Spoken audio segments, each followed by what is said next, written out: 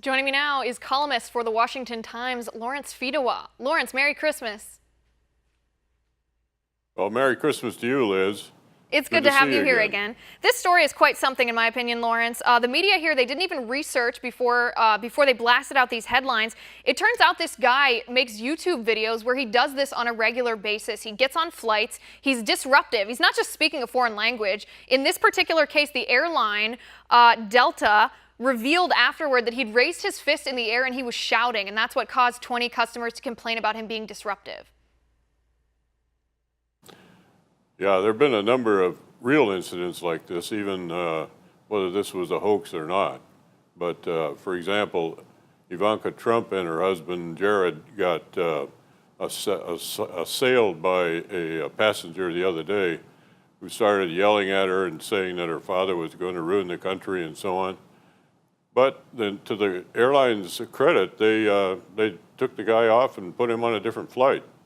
And I think that it's a good illustration of the role that civilians have to play in this fight against prejudice as well as terror.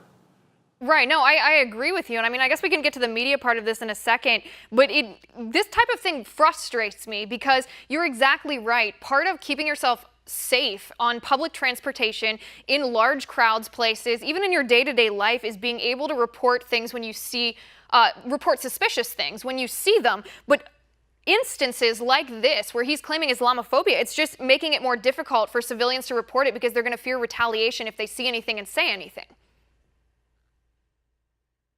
Well, maybe not. I think there are a lot of Americans that rightfully resent this kind of racism, reverse racism, and they have there's a lot of backbone in the country that New York and Los Angeles don't know about, which means why the media are always so far behind and so often wrong. They don't know what to expect of us folks. Right. Well, I guess they didn't know what to expect November 8th, that's for sure. But is that what you consider this to be, an instance of so-called reverse racism? I personally don't like the term reverse racism. I think it's just plain racism.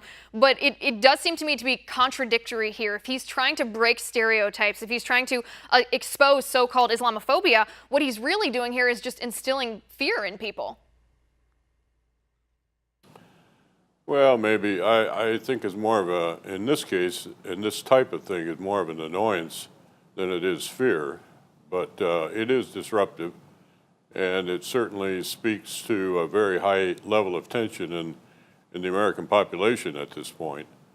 So we are, with the ISIS coming out with a list by a name and address of thousands of churches and U.S. and Europe that they want to have attacked over Christmas. That is the kind of thing that makes people nervous. Right. And so this guy was just playing on that. Right, and I think for especially the terror attacks that we've seen this past week, it's a natural reaction of people. In your opinion, that list, and I think it's over 500 churches, I believe, that ISIS has named as being targets over the Christian holidays. Is that a threat, or is that credible? Well, you have to take whatever they say as credible. It's also impossible because we can't really figure out what exactly they are going to try to do. They don't know themselves. They're calling on their secret army of people that are already here and already in Europe as having free access to all these churches and Christmas shopping centers, as in Berlin yesterday. So you really don't know what to expect, and nor can you put police and security around every single church for 24 hours a day. I mean, it's just not feasible.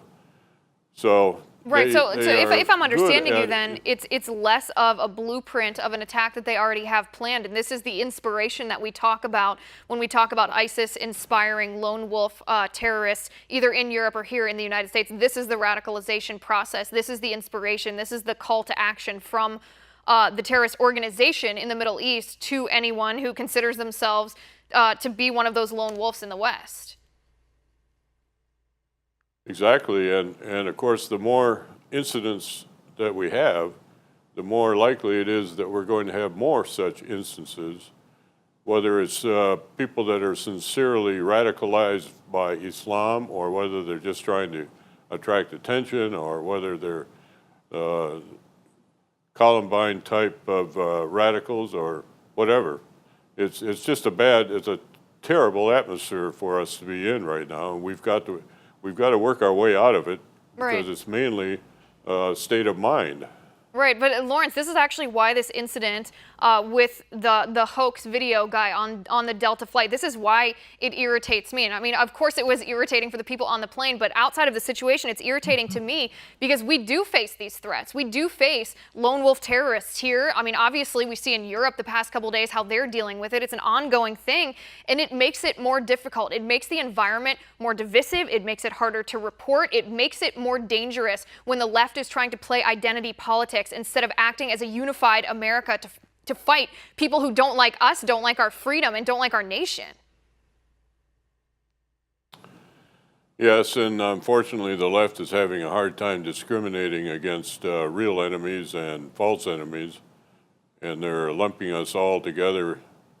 It's very unsympathetic, and also I think un-American, but it is what it is, so we have to deal with it.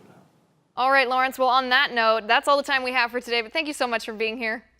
All right, guys, our final tipping point of the night, the 5 best books I've read in 2016. We'll be right back for that.